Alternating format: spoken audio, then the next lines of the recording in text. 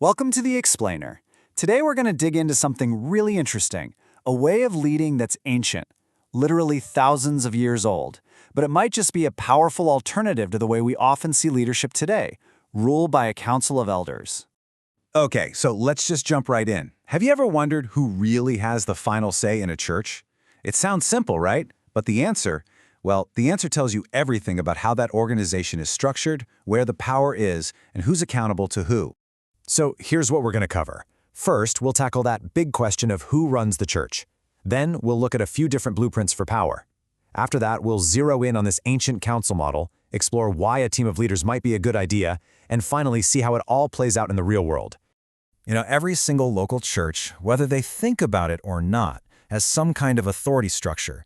It's like this invisible blueprint that dictates how all the big decisions get made. We're talking everything from the budget and buildings to what's taught from the pulpit. And this isn't just about paperwork, it really defines the whole feel of the community.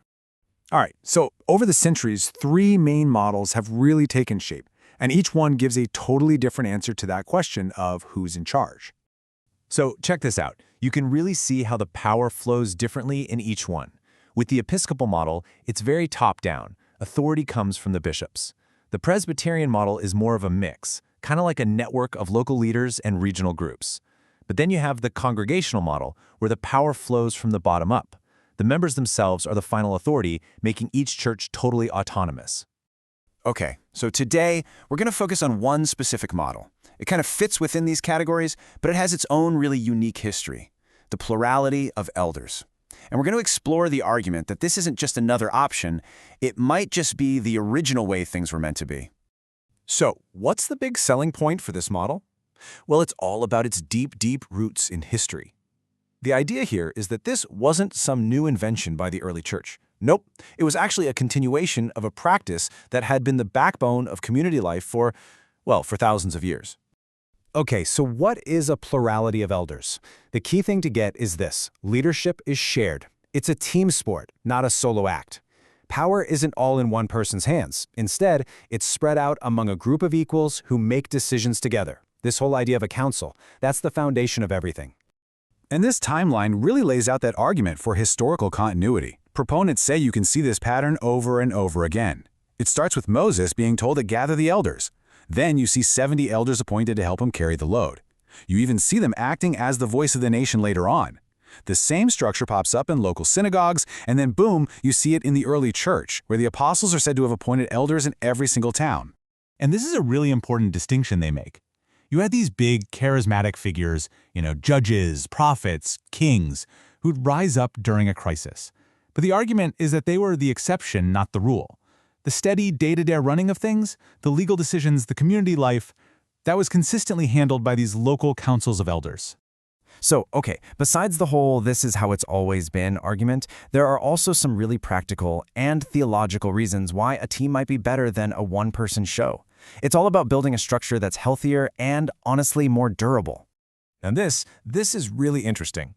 Take a look at the parallels here between the Old Testament kings and what's called the modern senior pastor model. See that? Centralized authority, top-down decision-making, not a lot of checks and balances. The argument being made here is that this popular modern structure actually looks a lot more like a monarchy than the shared leadership model you see in the New Testament. So what are the supposed advantages? Well, the idea is that this structure has safety, wisdom, and sustainability baked right in. You automatically get accountability because everyone's a peer. You get more wisdom because you have a multitude of counselors. Different people bring different strengths to the table, which creates balance. And that huge crushing weight of leadership, it gets shared. Plus, it sets an example for the whole church that ministry is something you do together, not alone. And this old proverb, it really nails the why behind the whole idea of shared leadership. In an abundance of counselors, there is safety. That's it, right there. That's the core principle. All right, so the theory sounds pretty solid, right?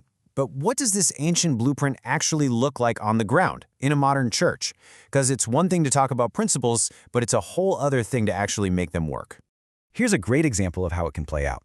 This is a process for electing deacons, who are usually the ones handling the more practical, service-oriented stuff. See how it works? A committee puts together a list of names, the current leaders check in with those people, but then, and this is key, the congregation gets the final vote. It's this really cool blend of leadership by a council and buy-in from the whole community. But, and there's always a but, isn't there?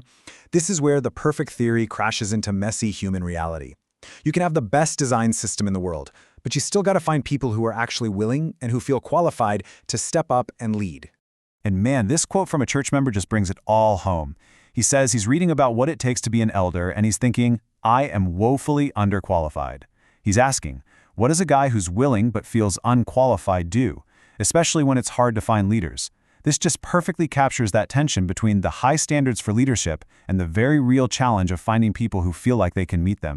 And that really leaves us with the big question at the end of all this. Does the perfect leadership structure even exist? Or, when it's all said and done, does it always just come down to the character of the leaders themselves? Is the blueprint what matters most, or is it the people who have to bring that blueprint to life?